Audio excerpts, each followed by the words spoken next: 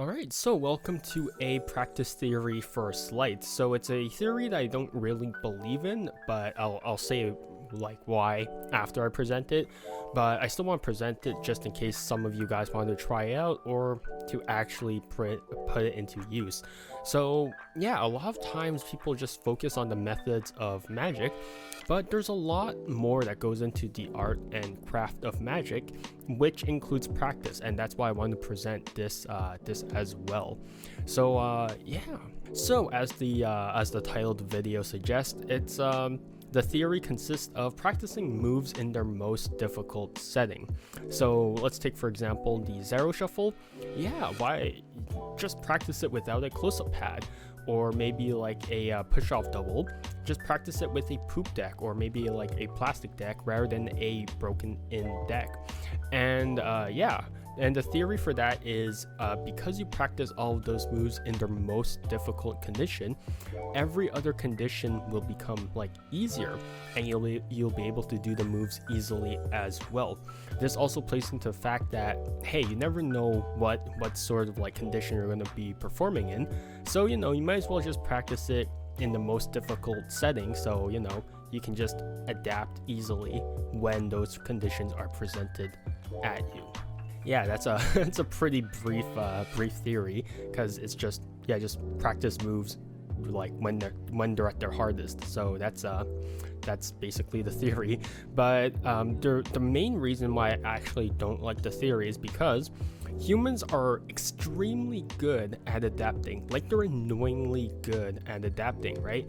So humans would rather than confronting the most difficult situations head on, we tend to find detours for that same situation, right? Or like ways of bypassing those conditions to basically reach the same goal. And I think that's basically what's going to happen when you try and put this practice method into practice, right? So I think that instead of like adapting, instead of like hardening up your sleights, I think you're just going to develop a bunch of detours, which will then develop into bad habits, and that will carry on over into your actual like performances. So that's why I'm not the biggest fan of this practice theory, is because humans are good at adapting, and I think we're just going to develop bad habits when we try and put this theory into practice. Yeah, that's a short video. There's really not much to it, but again, like maybe just because this practice method doesn't work for me doesn't mean it won't work for you. So just give it a shot. Personally, I think that it's a really shallow way of looking at how humans learn and practice, because I think that humans learn and practice a lot more. The ways that we actually learn and practice are actually more like complex than you actually believe it to be, right? It's not just repetition.